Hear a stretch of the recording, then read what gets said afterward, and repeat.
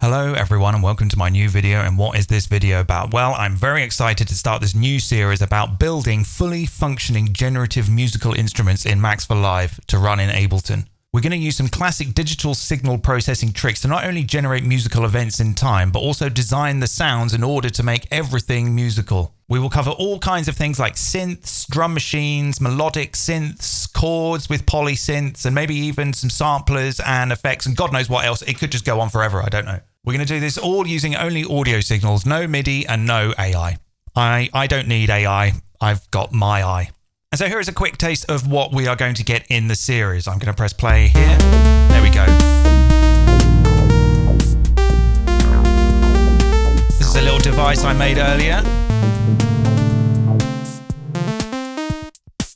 Little drum machine thing here, which is just making up beats as it goes, and this bass line.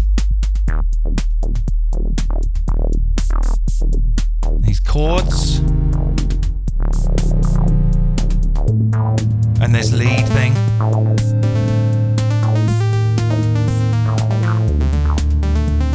And so the idea being is that when you're sitting down to do some music and maybe you haven't got any ideas and you kind of want something to happen, you can just drop these in and maybe it might suggest something that triggers something in your imagination that gives you the motivation to then go and finish a complete piece of music. Or you could just put them on whilst you're doing the washing up and listen to them make music for you.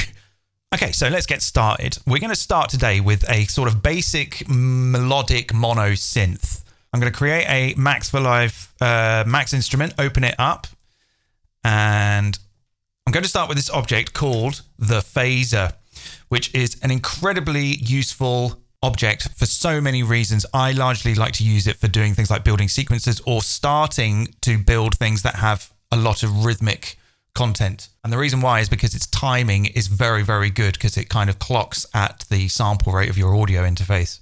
And all it does is it just does a ramp from 0 to 1 over a specified time. So I'm going to specify a time right now. I'm going to say 1.0.0, which is 1 bar using the bars, beats, units timing syntax in Max. And I'm going to say at lock 1 so that it starts and stops with the transport in Ableton. So if I make a live scope here, we're going to see a lot of these two objects over the course of this series. Now, if I hit play, we're getting a ramp from 0 to 1 over the course of 1 bar at 120 BPM. So if I turn on the metronome, you can see how it's going from 0 to 1 and back down to 0. Good. So the idea of using a signal to generate kind of musical notes is something that appears quite a lot in Eurorack, and I'll be borrowing some ideas from my experiences of playing around with Eurorack and also from this book, Generating Sound and Organizing Time, Thinking with Gen. Book 1, maybe book 2 is coming, I don't know. This is by Graham Wakefield and Gregory Taylor. You can get it from the Cycling 74 website or from Amazon. They sent me a copy and I've been reading it. Oh, and this is actually how funny, this page is actually some of the stuff I'm going to be borrowing from. So this is actually all really a book for Gen, but I am going to take some of those ideas and apply them to just vanilla MSP. So, what was I saying? If we're thinking about using signals to create musical notes, we need to think about how we can get from one number to another number. We're starting with this signal here of 0 to 1.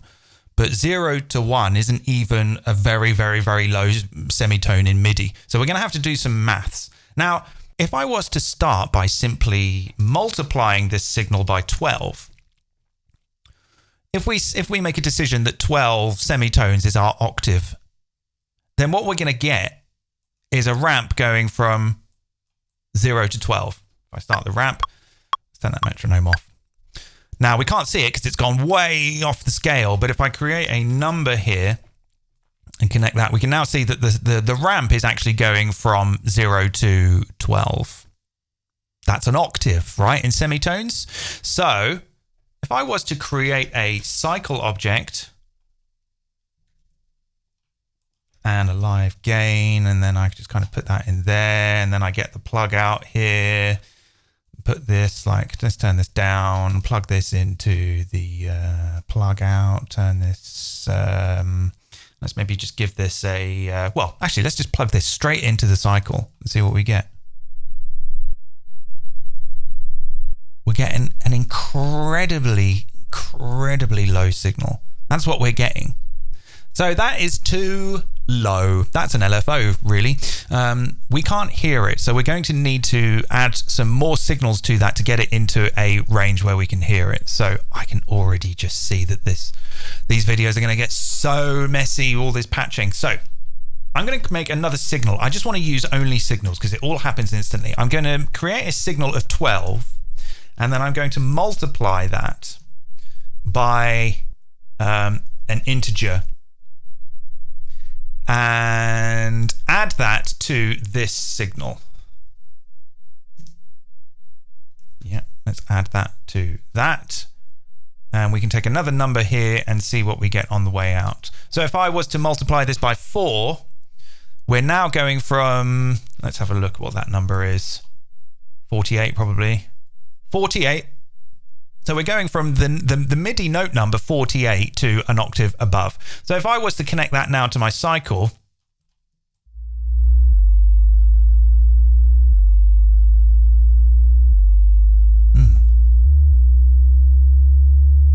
okay, you know what I've got to do? I've got to put in an M2F. We're going to make an M2F here, because what we've done is we've taken this signal, used some maths to convert it to a number that MIDI understands, but we need to convert it back to a frequency in order to drive this oscillator. So what we should have now, we've got this signal going from 0 to 1, multiplied by 12, and then added to another number, which is a multiplication of 12, in order to place it on a certain octave, converted that MIDI note number to a frequency, and now we're sweeping across one whole octave, roughly at MIDI note 60. Can you see where we're going? Okay. Let's ditch all of that, because we don't want to slide. I want perfect semitones. So we can do some more maths. If I simply create a round object and say round to the nearest 1, all of these floating point numbers that are coming out from this signal all get round to 1. So let's go back and make that patch we just did again. Let's take a signal of 12, multiply it by a number, and add that to this signal that's coming out here. Connect that there. Oh, and we need to do our M2F as well. M2F. Right, let's multiply this by 5. See what we get. Beautiful.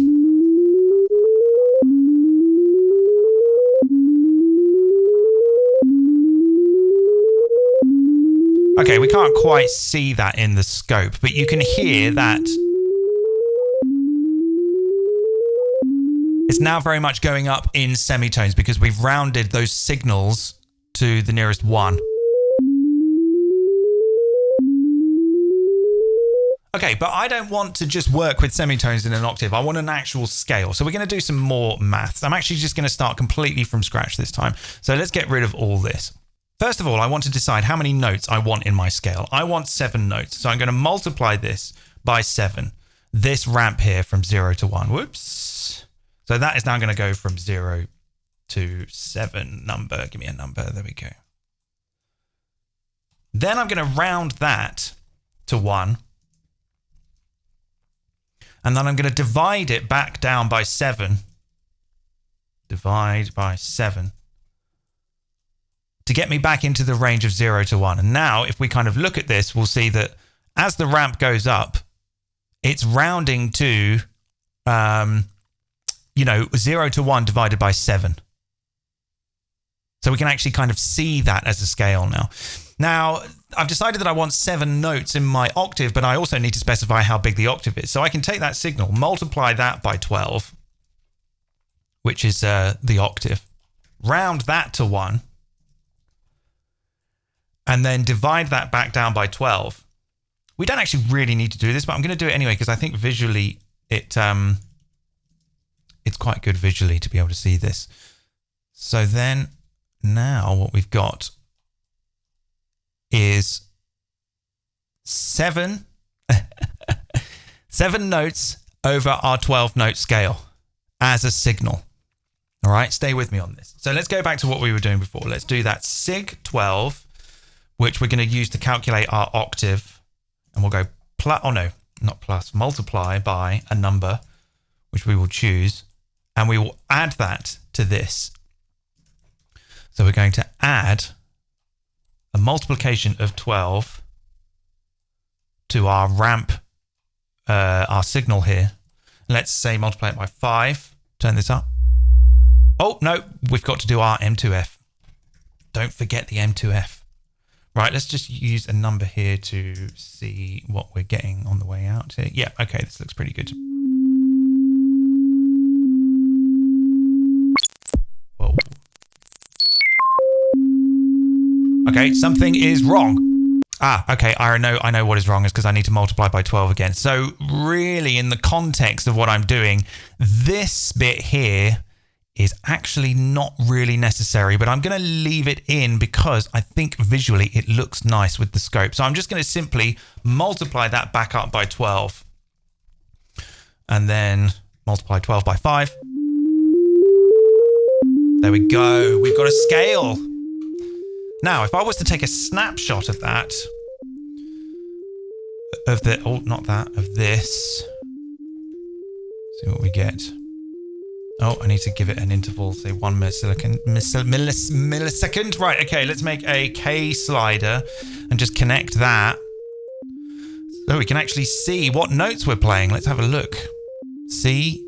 So, what it's playing is a diatonic scale. It's actually playing mode 2 of B flat major, which is kind of interesting. Now, there are some ways around this in order to offset all of these scales around so that you can be very specific about what MIDI note, what root note you want and what scale you want. I'm not going to go into that too much in this video, maybe in the future, because I just want to get started and get these ideas rolling. So we've got C Dorian here, which is actually kind of my favorite anyway, so I haven't got a problem with that. So the timing here is kind of strange, right? It's sort of, let's turn the metronome on. It's not really there, is it, with the timing? So we're going to have to kind of quantize, we're going to have to quantize those events, not melodically, but rhythmically. I'm going to do away with this phaser for now, but move it to one side and instead swap out this signal for a different one. Let's try just a sine wave. Let's do a sine wave at 1 hertz and connect that to all our stuff here and see what we get. Look, we've got this.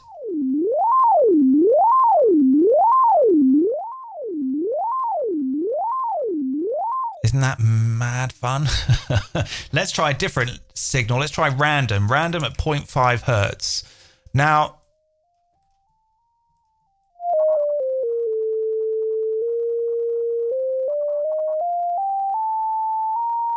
isn't this fun? Oh my gosh. So much fun. Let's maybe make this a little faster. Let's do this at 2 hertz.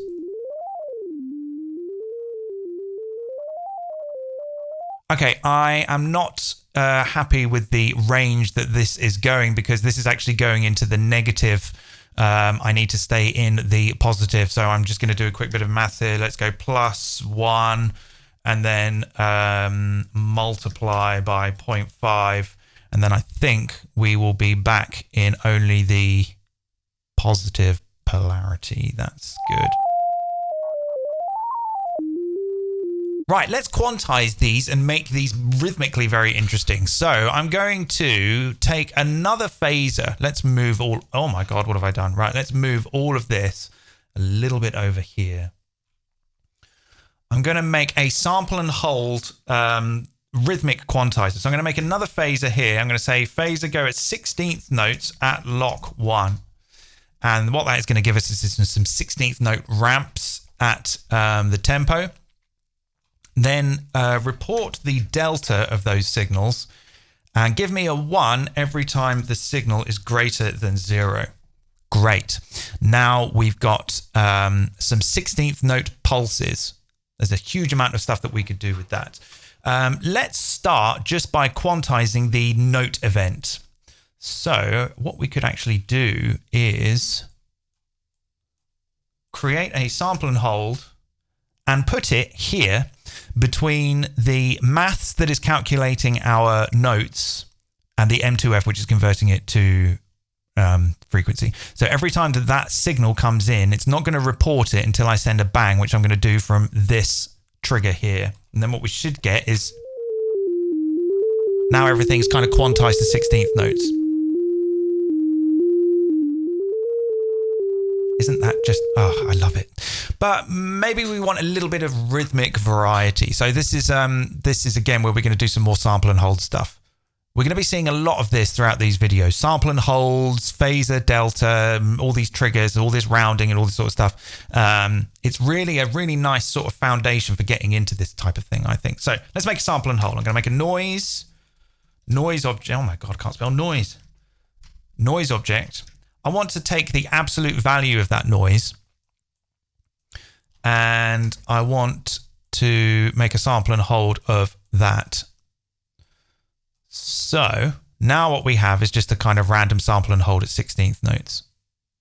Then I'm going to use a greater than operator. Say every time that that signal gets greater than 0.6, give me a 1. There we go. So every time that that sample and hold signal goes above 0.6, I get a 1.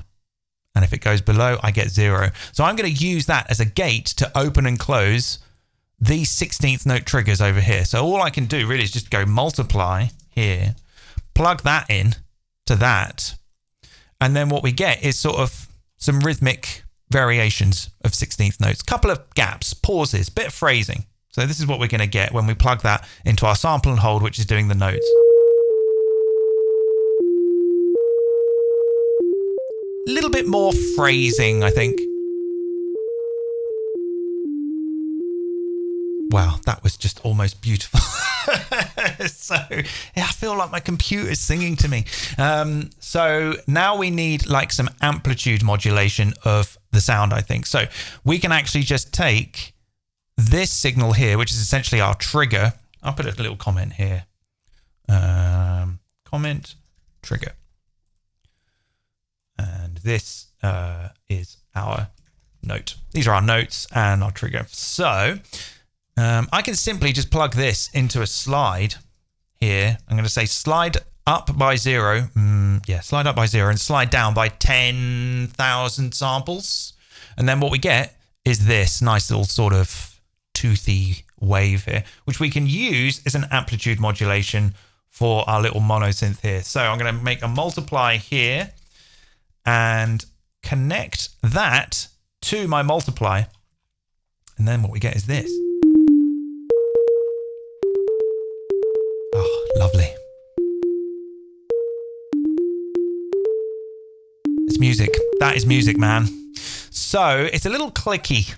So I'm just simply going to do a one pole filter on this slide, something like, let's try 100 hertz. And then let's try even less. Let's try 10 hertz. Yeah, and then what we get is we get a little bit of sliding up. Maybe let's try 50 hertz. I don't want it to be too. Okay, now let's use that as the source for our amplitude modulator of our monosynth. There we go. So the clicks have gone. All right, let's go down an octave. It's a bass. Got a nice, really nice mono bass synth sound. We don't have to use a cycle. We can use we can use a saw. Let's get a saw. Let's just simply plug the frequency into the saw, and we can make a filter. We can make a squelchy filter. Just make a state variable filter and connect that, and then we could maybe use this trigger here to modulate the cutoff of the filter. So let's maybe multiply that signal by 5,000 because this is going from 0 to 1 and the filter frequency goes from 0 to like 10,000 or something. So if we take this sliding signal, multiply it by 5,000 and connect it to our state variable filter and then add it to our sine wave, see what we get. Nice. Let's maybe go a little, go up a bit. Okay, Okay, let's make the cycle an octave lower, like a sub. So let's just simply divide that signal by 2 before it goes into the cycle. There we go.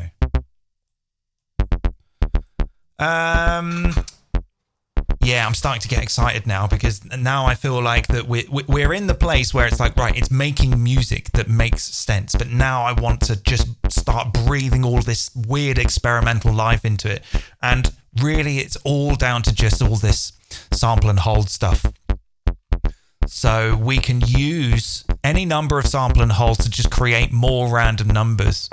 And we can do that all at any time that we want. So now that I've made this kind of stochastic note trigger thing, I can use that to kind of do everything. Let's just have a look at that. There's that trigger there. So I could maybe take like another one of these sample and holds here and use that to modulate the slide down time of my envelope, which is doing my amplitude and my filter decay. So if I multiply that by the number that I want, the range, let's say 10,000, and plug that into the sample and hold to trigger it, connect that to the slide out, we can see what's actually happening here. The sliding time changes.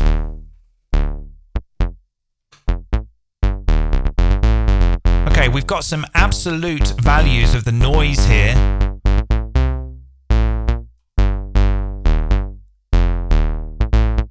Yeah, let's take this one. And we could use this as perhaps the velocity, like, yeah, let's actually, oh my God, I'm getting so excited, I'm forgetting how to use Max. Right, let's put another multiplier in here and multiply that by this sample and hold signal, and then we'll get a little bit of velocity, I think.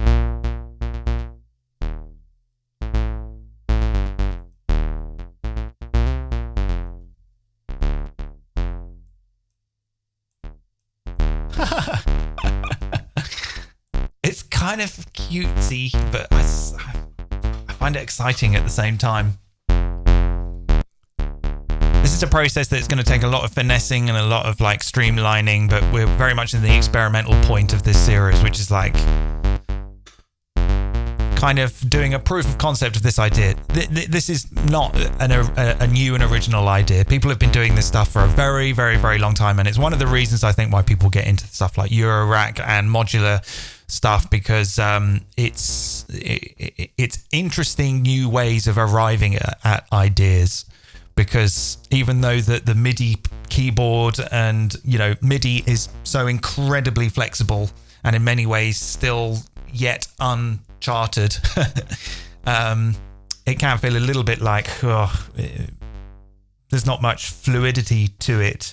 I mean, there is, but like, it's very sort of, it's not limited, but it can get boring quite quickly. And sometimes you just kind of want to stumble upon something in some very strange way that kind of makes you go, wow, that, I want that. And that's kind of where I'm going with this series.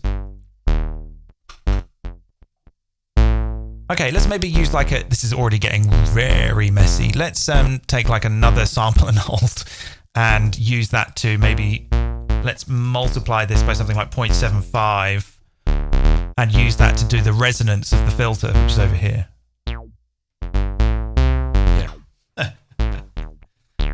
Okay, this is getting really messy, so I should probably tidy this up a little bit. I'll get rid of all of these signals. We don't need any of this. Shall I leave that in there? No, I'll take that out. Let's try and get this to all sort of make some sense. So we're using our random signal generator here. We don't need that. We don't. Yeah, that we will keep that. That's our octave. Okay. Yeah, let's zoom in a little bit. So let's just try and make some of these sample and holds make a little bit more sense. So that is triggering that. My God, I can't make this make any sense. Let's just maybe just put these over here. That's the trigger for the envelope. Yeah, that's fine. Okay, this sort of makes sense a little bit. So we're starting with a random signal. We've converted that signal to a positive polarity, so it's only going from 0 to 1. We've multiplied it by 7, which is how many notes we want in our octave. We've rounded those numbers to the nearest 1 and then divided it by 7 to go back into the range of 0 to 1. Then we're multiplying it by 12 to cover the entire range of 1 octave. We're rounding those numbers to 1 and then dividing them back down to 12 and then multiplying by... But we don't actually need to do that. I've left it in anyway. So now what we're getting is random signals that we can... use as musical notes by adding a multiplication of 12 to that signal in order to specify a root note or an octave, and then those are being triggered by a sample and hold in order to give us the MIDI note, which is being converted to the frequency, which is making... yeah. Let's go up an octave. So it's kind of a funky, it's like a sort of slightly random, slightly funky kind of thing.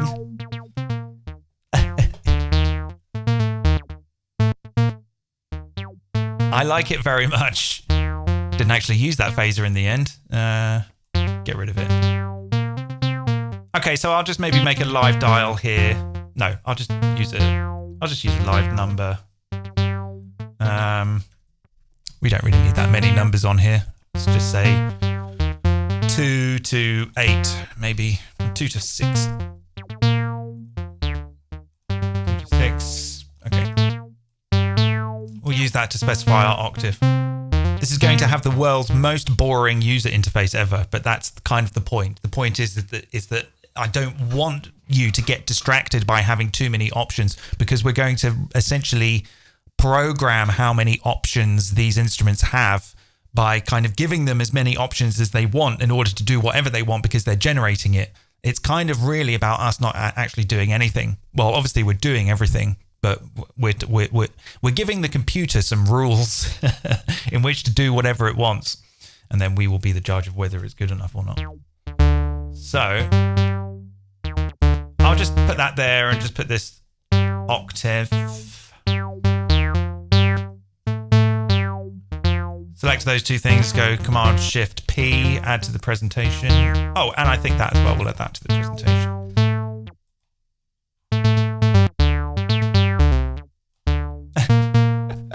I like it. It kind of makes me laugh. It makes me feel a bit happy. I don't know why. I just feel a bit happy when I hear this stuff. Open in presentation. Okay, let's set device width. Okay, that's fine. Put that there. Okay, and let's save this as... I shall save it in a special folder here, and I will call this Generative Musical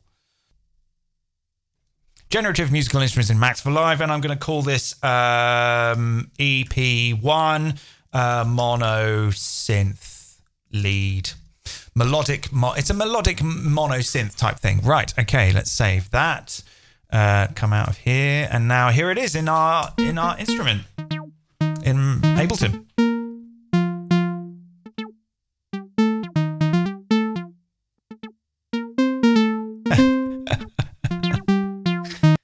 Oh, that was a bit of a nasty.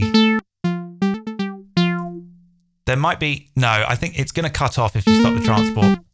Verifying Photoshop. Go away. Not right now. Thank you. Okay, so there we... Stop now. Okay, so that was the end of episode 1. I've spelled synth wrong. I'm very excited about this, and I hope you will be too. There's so much stuff to explore, and if you have Ableton Live Suite and Max for Live, you can jump into this stuff straight away, or you can just hop on Patreon and download this and all the other devices that I'm going to make over the course of the next few months or something. Because I've kind of been bitten by this bug now of like, I just want to make these little generative algorithms in MaxMSP all the time. So I hope you enjoyed that, and I look forward to seeing you for the next episode, where I'm probably going to do drums. I will look at making a generative kind of drum machine patch to complement my mono bass. I guess if I was in the 3rd octave, then it's kind of a bass. And we're going to make some generative robot funk. I'm going to go and put this on Patreon now, or if you'd like to support me there, you can download this patch, plus all the others that I'm going to do in the series, and plus all the others that I've ever done ever on this channel ever. There's some cool people there and there's lots of stuff to play with, and it all goes towards making more content like this. Okay, thanks everyone. See you next time.